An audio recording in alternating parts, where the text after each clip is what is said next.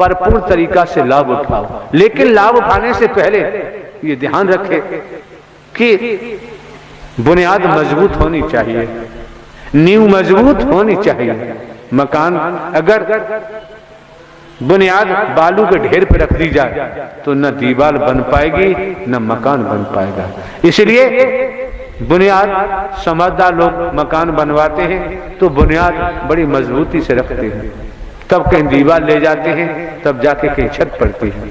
इसी प्रकार से जब आप महापुरुषों का इस मानव मंगल मिलन सद्भावना समागम में आगमन हुआ, आपकी बहन बेटियों का हुआ है, क्योंकि सभी जानते हैं कि अगली सांस का किसी को भरोसा नहीं।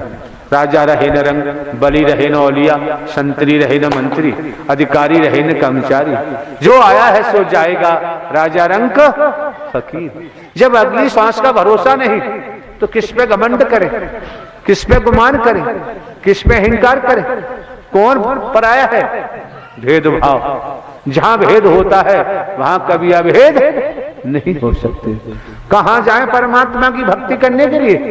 परमात्मा की भक्ति कभी संकीर्णता में नहीं होती, दायरे में सीमित नहीं होती। अगर दायरे में सीमित है, संकीर्णता में है, तंग गलियों में है, भेदभाव में है, तो कितना ही कुछ करो वो परमात्मा की भक्ति हो ही नहीं सकती। और जहां निज स्वार्थ है, अगर हमारा कोई निस्वार्थ है, दान पात्र में लगवाऊं या किसी रूप में नोट वोट रुपया पैसा वस्तु पदार्थ सोना चांदी कोठी बंगला फूल मार धूपबत्ती में ग्रहण करूं, ये मेरा धर्म नहीं बनता। मैं ऐसा कर ही नहीं सकता, हमको जरूरत ही नहीं। जो करेगा सो भरेगा, हम धोखा नहीं दे सकते। आने वाले महापुरुषों को या समस्त संसार रूपी समाज के मानवों को, संतों को, भक्तों को, ऋषिवर मुनिवर देवी स्वरूप देवता स्वरूप को धोखा देना हमारे बस की बात नहीं। हम धोखा नहीं दे सकते, देना संभव ही नहीं। अगर हमारा कोई स्वार्थ होता, अगर हमारा कोई स्वार्थ होता तो निसंदेह हम धोखा जरूर देते। जब हमारा कोई स्वार्थ है ही नहीं तो धोखा देना हमारे बस की बात नहीं।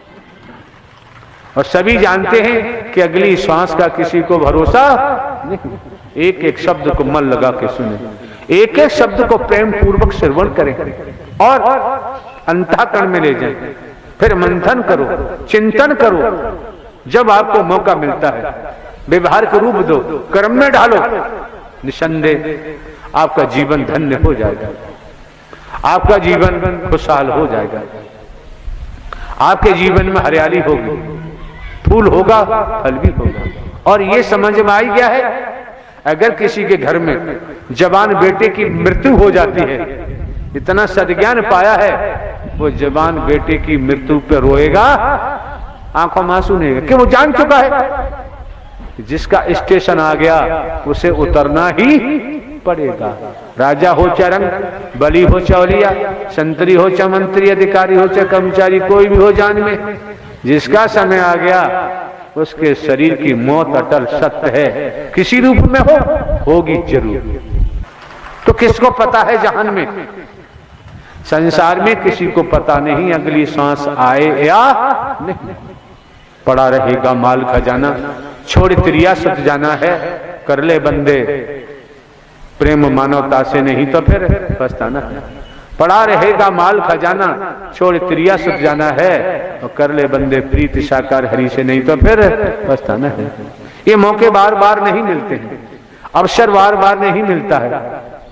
जो मौका आपको मिल चुका है, अवसर मिल चुका है, और झूठ के पुलंदे बनाना हमारे बस की बात, झूठ पर आदाशिला रखना हमारे बस की बात नहीं। क्योंकि मानव धर्म सत्य था, है और रहेगा। मानव धर्म सत्य था, है और रहेगा। मानवता भाईचारा, अनेकता में एकता, मानव मानव को गले लगाना, मानव मानव से प्रेम करना, यही सत्य की परिधि प्रथम सीढ़ी है, यही से शुरुआत होती है। और अगर इस प्रथम सीढ़ी मानवता भाईचारे को ठुकराने के बाद चले तो फिर हम खुद स्वयं को धोखा दे रहे हैं, स्वयं को धोखा दे रहे हैं। और जो व्यक्ति स्वयं को ही धोखा देता है, निस्वार्थ में डूबकर, मेरे द्वारा पूर्व में भी कहा गया है, जब व्यक्ति निस्वार्थ में डूब जाता है तो दिशा भूल हो जाता है, लक्ष्य से भटक जाता है, कर्म भ्रष्ट हो जाता है, धर्म भ्रष्ट हो जाता है, नीति नाम की चीज नहीं रहती। तो फिर वहां इंसानियत खोजने से भी मिलने वाली नहीं, मानवता खोजने से मिलने वाली नहीं। जहां इतिहास कहता है कि तपेश्वरी सो राजेश्वरी, तपेश्वरी सो राजेश्वरी, इसी तरह जैसे आप ये त्याग कर रहे हैं, तपस्या कर रहे हैं, भजन कर रहे हैं, बंदगी कर रहे हैं, महायज्ञ हो रहा है, महात्रिवेणी है, सब कुछ आपके सम्मुख है, ये जो कर रहे हैं, तो तपेश्वरी सो राजेश्वरी, जिनको आप पदों पे बैठा देख रहे हैं, जिनको आप धनवान देख रहे हैं, जिनके पीछे तमाम अधिकारियों के पीछे जनता भागती रहती, ये क्या है? तपेश्वरी सो राजेश्वरी। प्रारब्ध पुरुषार्थ परमात्मा कमाया होगा, सत्व प्रधान सत्व की आत्मा रही है, पुण्य कर्म है तब ये पदों पर है, धनवान है।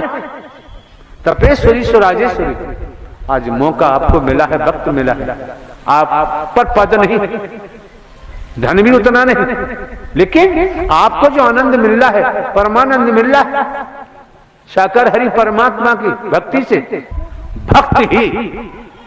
भक्ति परमात्मा साकार हरि का करता है तो वही अमर हो जाता है। इसलिए आगमन हुआ है, ये जीवन बर्बाद करने के लिए नहीं।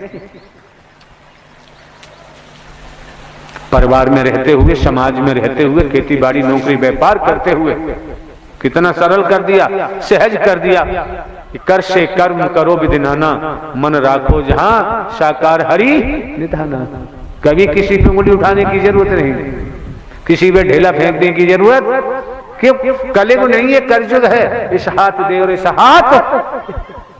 इसलिए कभी किसी पर ढेला या बुरा कुछ सोचने की जरूरत नहीं, निसंदेह, कोई संदेह नहीं, कोई संदेह नहीं है। आप फूल बांटना शुरू कर दो, बदले में आपको फूलों की माला मिलेगी, मांगने की जरूरत नहीं थी। आप कांटे बोना शुरू कर दो, बदले में कांटे मिलेंगे, बचेंगे नहीं। क्यों? जुबान की शक्ति साकार हरि प्रभु ने दी है। ऐसी वाणी बोलिए मन का आपा खोए और उनको शीतल करे आपो शीतल, जो करेगा सो भरेगा। विधाता का विधान है, साकार हरि का विधान है, क्योंकि कर्म करने के लिए संसार स्वतंत्र है और भोगने के लिए स्वतंत्र है। तो जब आप महापुरुषों का, आपकी बहन बेटियों का, आपके बंधुजनों का आगमन इस मानव मंगल मिलन सद्भावना समागम में हुआ है तो मनमति को हटा दो। जब से ब्रह्मांड की रचना हुई है तो वचन का तो खेल है ही कि वरदान दे दो, वचन ही तो है वरदान। जो जो तपस्याएं की न की है सारा खेल वचन का।